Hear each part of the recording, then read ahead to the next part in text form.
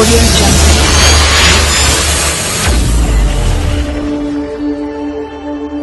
Audio Jungle.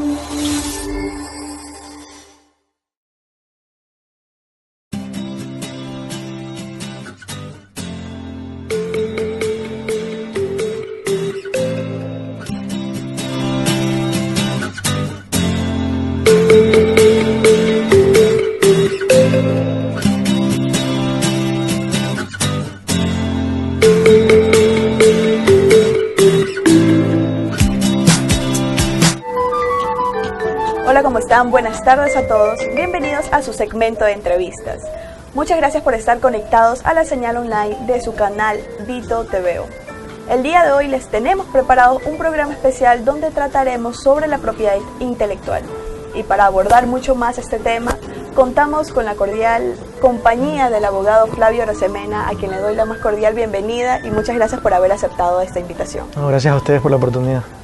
Abogado, realmente el tema de la propiedad intelectual, nosotros tenemos en el país un instituto que rige todo lo que es el registro de marcas, que es el Instituto Ecuatoriano de Propiedad Intelectual, más conocido como IEPI. Sin embargo, los ciudadanos conocemos poco o nada sobre la importancia y los beneficios de poder registrar una marca. Entonces, una pregunta de cajón: ¿qué es en sí propiedad intelectual y cuáles son los beneficios de yo proteger una marca? Sí, la propiedad intelectual es una clase de propiedad que tiene como objetivo proteger las creaciones del intelecto. Entonces, en el campo de las creaciones del intelecto hay muchas cosas. Tenemos las marcas, pero también tenemos los derechos de autor, por ejemplo, y también tenemos los inventos.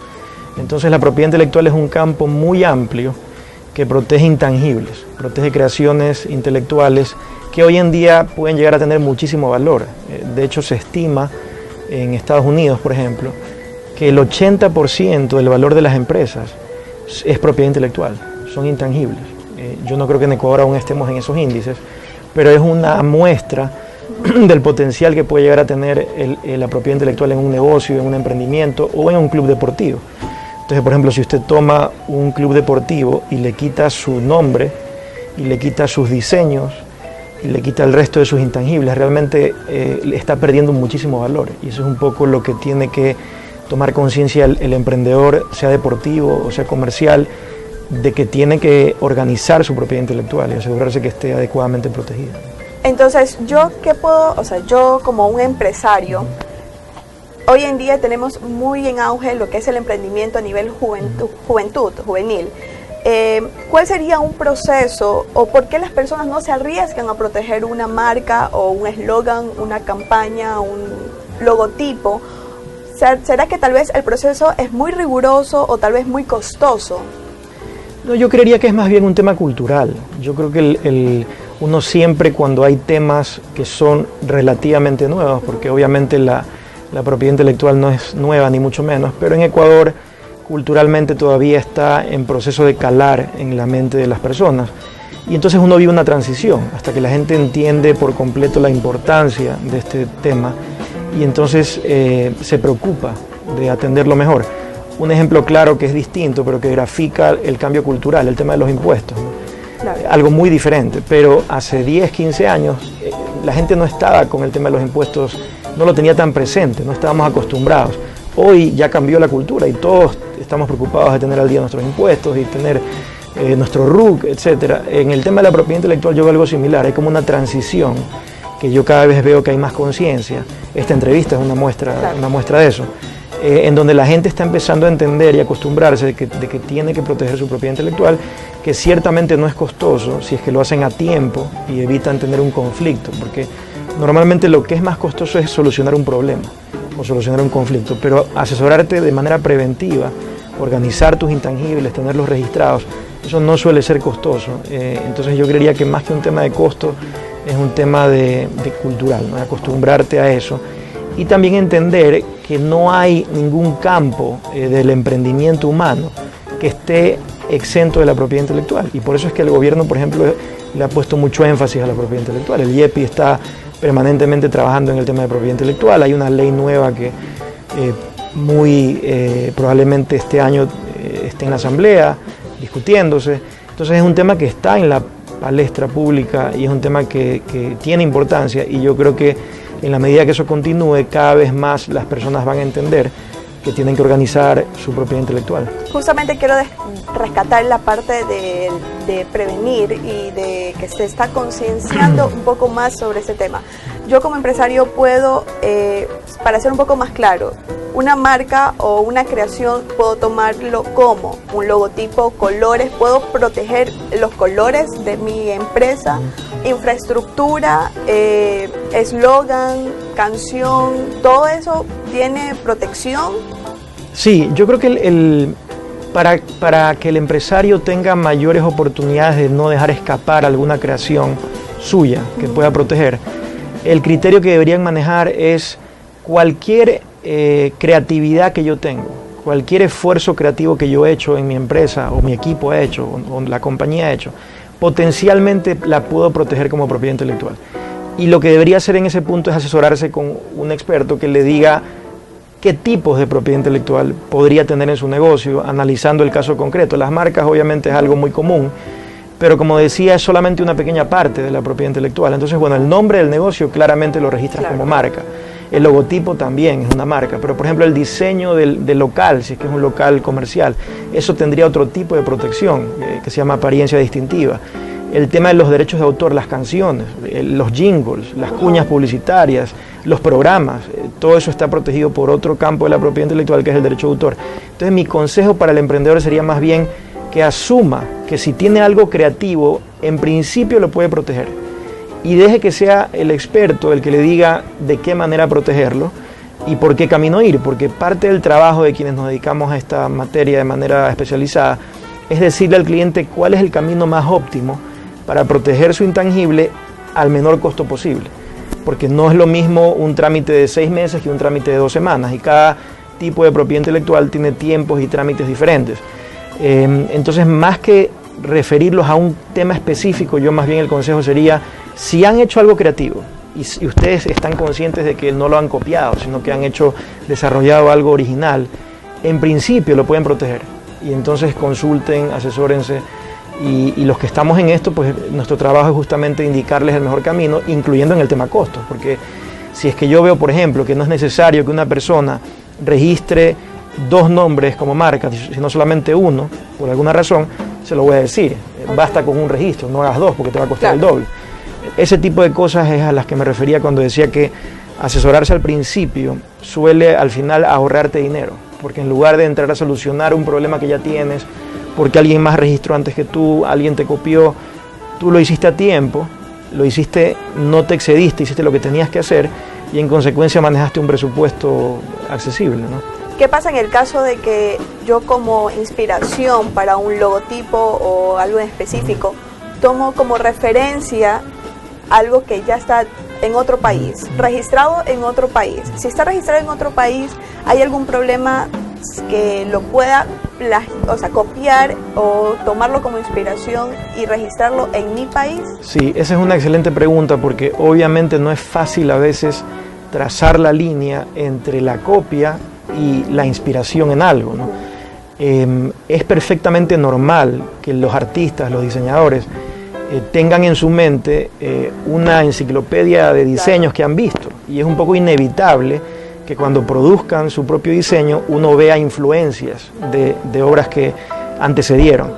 Lo importante es que haya una diferencia suficiente entre el nuevo diseño y el anterior para que no se pueda concluir que hubo una copia. Esa línea no es fácil trazarla, y para eso también estamos los que nos dedicamos a esto, para ayudar a la persona a hacer un análisis de lo que está creando, buscar similares, aunque no estén registrados, igual hay que tener presentes diseños similares, y aconsejar y decir, mira, me parece que la diferencia no es suficiente, debería haber más diferencia para evitar inconvenientes, o decir, no, hay una influencia, pero no podemos hablar aquí de una copia ni de una violación. Entonces no es un tema matemático, es un tema que hay que analizar cada caso, y como digo, es normal que hayan influencias, y no solamente a nivel de diseños, a nivel de libros, a nivel de canciones, a nivel de películas. Uno puede ver una película o escuchar una canción y recordar otra, y decir, claro, es el mismo estilo, tiene el mismo tipo musical. Los géneros musicales, para graficarlo un poco, no tienen dueño, nadie es dueño del reggaetón o dueño del rap o del rock and roll. Son géneros musicales. Obviamente esos son estilos que uno puede replicar, inspirarse, pero lo que no puede hacer es copiar algo o hacer cambios muy superficiales o secundarios que hagan que una autoridad, en este caso el IEPI, pueda concluir que hubo una copia, porque va a decir, bueno, sí, hay ciertos cambios en el diseño del logotipo, pero son cosas menores. Claramente esta persona copió a la otra, y en eso hay que tener mucho cuidado, porque en mi experiencia a veces hay diseñadores que de buena fe, sin ningún tipo de malicia, simplemente por desconocimiento, toman diseños que ven en otro lugar, en otro país, lo ven en internet y creen que como está en otro país o porque le cambiaron dos cositas, no se van a dar cuenta, ya no se van a dar cuenta y ya no hay un problema legal, y no es así. Primero, el problema legal existe porque, como digo, la diferencia no puede ser simplemente estética o superficial o secundaria. Y segundo, hoy la gente se entera de todo. Claro, con el internet es imposible ocultar algo. En mi ejercicio profesional he tenido casos en donde el dueño de la propiedad intelectual se enteró porque alguien tomó una foto, alguien lo puso en alguna red social. Es tan fácil hoy en día enterarte de lo que está ocurriendo con creatividad en otros países. Entonces el dueño de propiedad intelectual basta con que vea que han copiado en algún lado su diseño para que pueda tomar acciones. Entonces hay que tener mucho cuidado. Y como digo, el diseñador es importante que se apoye a veces en el asesor legal en esta materia para no cometer estos errores hasta de buena fe, pero que al final le ocasionan un problema grave al cliente del diseñador, al que finalmente usa el logotipo. Pues, ¿no? Y en el caso, un caso bastante polémico, que fue hace poco, el tema del Barça, del equipo Barça de España y Barcelona por el tema de su escudo, cuando hubo la polémica de la réplica. Sabemos que usted fue la persona encargada, o sea, que mejor experto en la materia que la persona encargada que llevó este tipo de juicio que llegó a temas internacionales. Sí. Hubieron muchas réplicas en medios de prensa locales e internacionales. ¿Qué pasó específicamente en eso? Porque obviamente fue por influencia de yo aficionado, como que un poco rendirle un respeto a al otro equipo. Sí, seguro. Efectivamente, fue un caso muy interesante. Yo tuve el honor inmenso de representar al Barcelona guayaquileño, que además es mi equipo de toda la vida. Entonces fue un caso bien especial. Terminó de forma muy favorable para el Barcelona ecuatoriano. Ahí tenemos ciertas réplicas de los diarios. Se firmó un acuerdo, claro, fue un tema muy comentado a nivel internacional. Y nosotros... Dos equipos que mueven sí, seguro que sí. Yo creo que es caso único en el mundo, en el sentido de que no conozco ningún otro en donde los dos equipos que tienen el mismo nombre sean tan populares. Exacto. Porque si usted revisa otros casos, uno de los dos equipos no es tan popular, o es un equipo importante en su país, pero no el más popular. Este creo que es el único caso en el mundo en donde hay dos equipos con el mismo nombre, pero los dos son inmensamente populares en su país. Porque uno no puede tampoco subestimar la popularidad del Barcelona ecuatoriano, por más que sea una institución en comparación al tamaño del Barça más pequeña, igual el nivel de popularidad que tiene en el Ecuador es algo sin precedentes, algo muy grande y conocido a nivel internacional. Entonces fue un caso muy especial. Como decía, terminó con un acuerdo entre las dos instituciones, un acuerdo bastante bueno para el Barcelona ecuatoriano, yo creo que en general bastante razonable. Se respetó mucho la marca de cada uno. El Barça reconoció pues que el Barcelona ecuatoriano tiene su marca y que es legítima y que todas sus marcas son legítimas. La clave en el caso fue, y ahora que ya terminó pues puedo hablar con más libertad, la clave en el caso fue el tiempo transcurrido. Porque claramente si tenemos aquí un equipo que a principios del siglo XX fue fundado por personas que obviamente se inspiraron o le quisieron rendir un honor o un tributo al equipo español, y pasan 70, 80, 90 años sin que el equipo del otro país diga nada, simplemente acepte esa situación. No solo que la acepte, sino que además tenga partidos amistosos con el otro equipo. Pero hubiera sido diferente si es que ninguno de los dos se conociera. Claro, si hubieran existido reclamos hace 20 años, ¿no, verdad? Si hubiera existido una historia de reclamos por parte de España. Todo lo contrario, no solamente que no existieron reclamos previos, sino que siempre la relación fue muy buena y además estaban muy conscientes en España de la existencia del equipo ecuatoriano. Repito, no solo por los partidos amistosos, que hemos tenido 3 partidos amistosos ecuatorianos y españoles, los clubes Barcelona. El último fue en los años 80, que la mayoría lo ha de recordar. Pero no solamente fue eso, sino que encontramos cosas muy interesantes, como por ejemplo una publicación en el boletín oficial del Barça, en donde se felicita al Barcelona de Ecuador por haber quedado campeón hace 50 años, en los años 60. Es una publicación muy cariñosa hacia el Barcelona ecuatoriano, diciendo nuestro equipo hermano ecuatoriano, Entonces imagínense, estamos hablando de los años 60. Ya en los años 60 había tanta conciencia en España de la existencia del Barcelona ecuatoriano que lo publican en su propia gaceta, que felicitan al equipo por un campeonato que anecdóticamente fue una final que le ganó al Emelec, o fue no una final, pero un cuadrangular. Okay. Entonces lo felicita diciendo por haberle ganado a su eterno rival, el Emelec. Ya en esa época ya era el eterno rival. Imagínense la rivalidad, lo antigua que es entre estas dos instituciones queridas de Guayaquil. Entonces fue muy interesante por eso, y claro, fue un poco obvio para las autoridades y para el mismo Barcelona español, que no había mucho espacio para decir tú me has copiado, porque caramba, esto fue hace un siglo. Entonces ya todos los derechos son derechos adquiridos, cualquier acción está prescrita, es un poco extemporáneo. Pero nosotros obviamente en ningún momento negamos lo obvio. Obviamente son el nombre es igual, obviamente los escudos son muy similares. Eso, la defensa no se fue por ahí, la defensa fue más bien, acá hay un derecho adquirido del Barcelona ecuatoriano, un derecho en firme del Barcelona ecuatoriano, están prescritas acciones, usted ha tolerado durante todo este tiempo este derecho, usted conoce este derecho y en consecuencia cualquier reclamo es extemporáneo. Y lo más anecdótico de todo, que lo comento usualmente cuando hablo de este caso, es que cuando a mí me entrevistaron de Cataluña, me llamaron algunas radios a entrevistarme de Cataluña, porque fue un tema realmente que llegó mucho a la misma España. Mucha ¿no? réplica. Mucha réplica.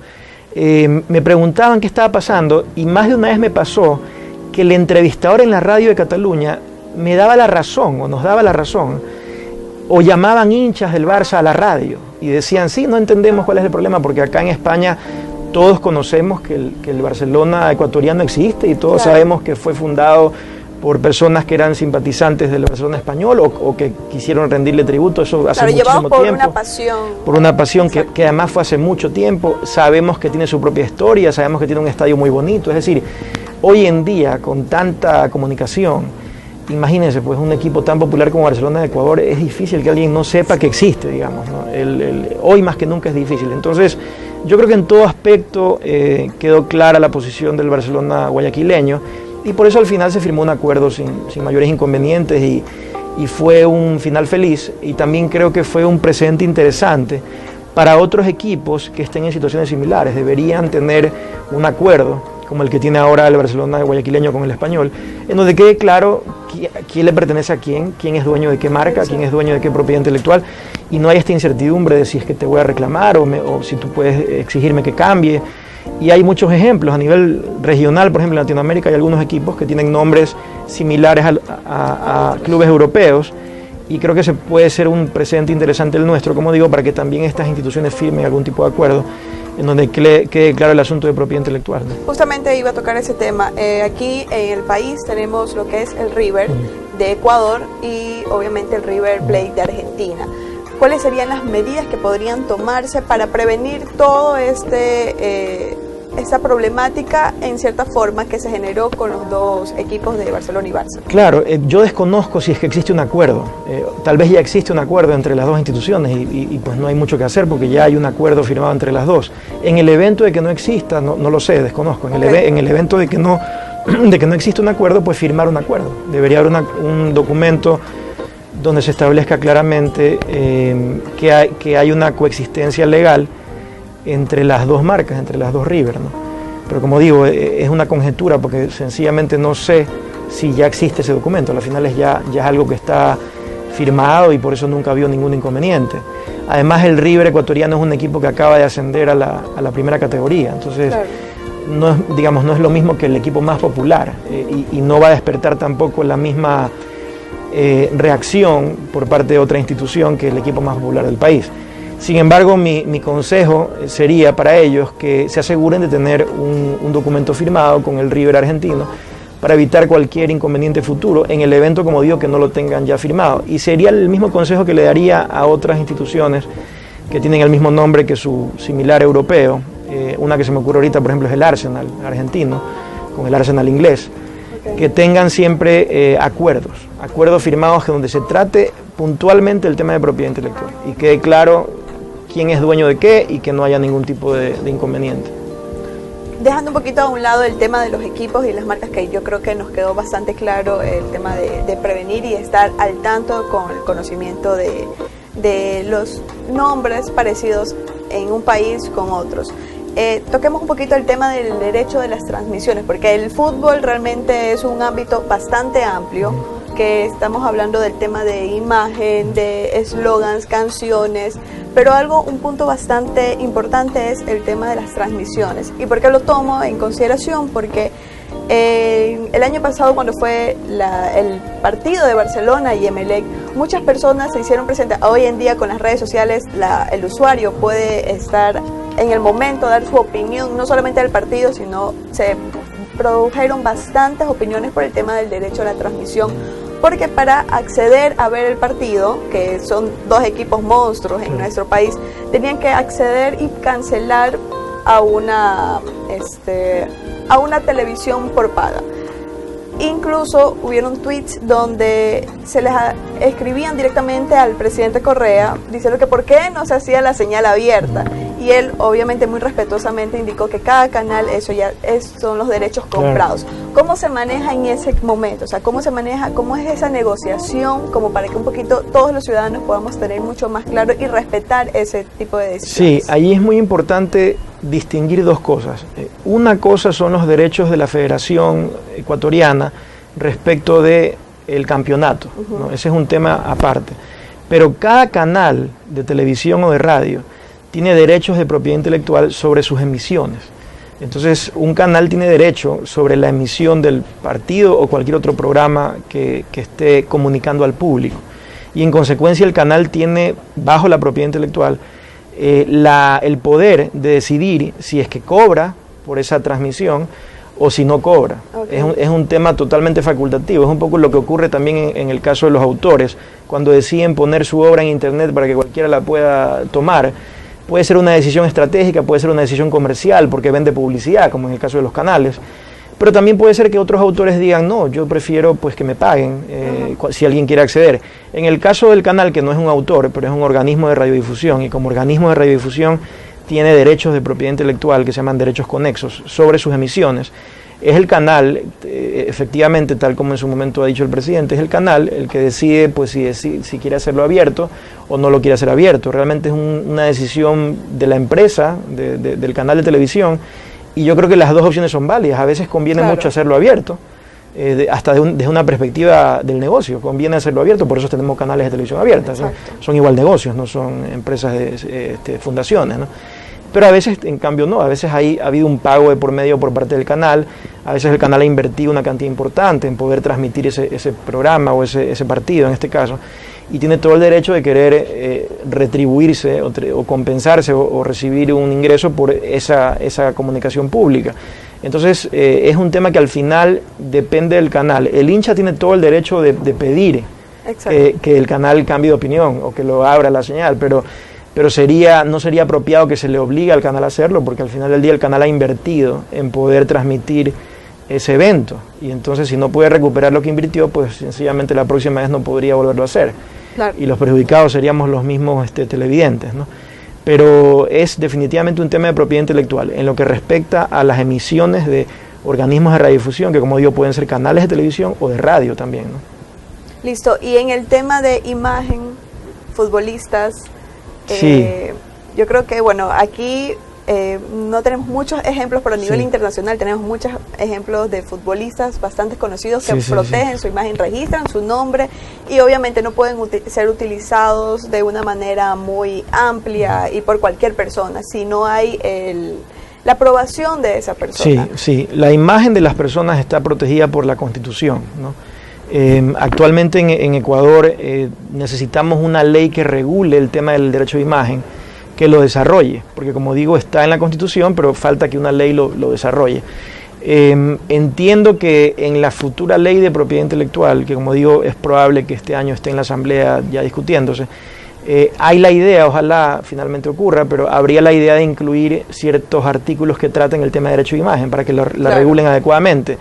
de todas maneras está en la Constitución, entonces Claro, porque está no protegida. solamente la imagen involucra el tema futbolístico, sino Por también supuesto, muy amplio. cualquier persona que utilice su imagen comercialmente tiene un interés especial en que su imagen esté protegida, y cualquier persona de vida privada tiene también interés en que su imagen esté protegida. Entonces nos incluye a todos el tema del derecho de imagen.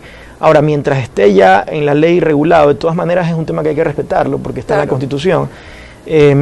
Y yo lo que sugeriría es tener cuidado en el sentido de no usar imágenes de personas, en especial gente que tiene un uso comercial de su imagen, como por ejemplo futbolistas, sin la debida autorización. En el caso de los futbolistas, normalmente en los contratos con el equipo de fútbol al que pertenecen, hay una autorización para que sea el equipo el que administre el uso de la imagen del futbolista. Normalmente eso ya está en el contrato entre la institución deportiva y el futbolista. Entonces, si alguien desea utilizar la imagen del jugador, tiene que hablar con la institución. Pero eso depende de lo que hayan firmado. Si no han firmado nada en ese sentido, pues habrá que hablar únicamente con el futbolista. Pero en todo caso, ciertamente hay un derecho de imagen sobre la apariencia de los deportistas y de cualquier persona realmente. Y es muy importante que eso sea regulado adecuadamente para que no haya la falta de regulación que hay ahorita, sin perjuicio, como digo, que está protegido por nuestra norma suprema, o sea que hay que respetarlo, pero sí sería importante que hayan ya normas que específicamente digan qué se puede hacer, qué no se puede hacer, cuáles son las multas o las sanciones por no hacer una u otra cosa. Y mi sugerencia sería en este momento cuidado y estar atentos a lo que eventualmente salga en la norma, ¿no? Si yo, por ejemplo, no estoy al tanto de cuáles son, no estoy previniendo cuáles van a ser las consecuencias en el caso, en el ejemplo. Yo quisiera, por mi pasión, rendirle un homenaje a, en este caso, digamos, Barcelona. Hago cuadernos, uso el nombre, uso el logo, los colores. ¿Cuál sería el riesgo que yo estaría teniendo si la marca, o sea, yo he utilizado la marca sin pedirle permiso al dueño en sí? No, es un riesgo alto. Las multas hoy son bastante altas por sanciones, por violar propiedad intelectual, por copiar marcas. Hay que tener cuidado. Va a ser una decisión del Barcelona al final, si decide reclamar o no. A veces el equipo pues considera que un caso en particular no vale la pena reclamar por una u otra circunstancia. A veces considera que vale la pena reclamar, pero definitivamente una persona que use la marca Barcelona en Ecuador para cualquier negocio y lo haga sin autorización, está exponiéndose a riesgos altos, como digo, empezando con multas que el IEPI puede imponer, que son multas bien importantes, y entonces el consejo un poco es comuníquense con la institución, coméntenle que desean sacar un cuaderno con el logotipo Barcelona, y yo he podido pues apreciar que normalmente la institución está muy abierta a firmar acuerdos con emprendedores, personas que deseen hacer un negocio con la marca del equipo en la medida que haya un acuerdo que sea justo para las dos partes, ¿no? Eso es algo muy común y mi consejo sería que en lugar de exponerse a un riesgo legal, a tener una demanda, a tener una multa, simplemente se comuniquen con el equipo y traten de tener algún acuerdo comercial que les permita usar el logotipo en cualquier negocio. Y ese es otro tema interesante que quedó bastante claro del acuerdo con el Barcelona Español, que quedó muy claro que cualquier uso de la palabra Barcelona para negocios, con quien hay que hablar en Ecuador es con el Barcelona guayaquileño. Y es el Barcelona guayaquileño el que autorizará o no el uso de la palabra Barcelona para cualquier tema comercial en Ecuador.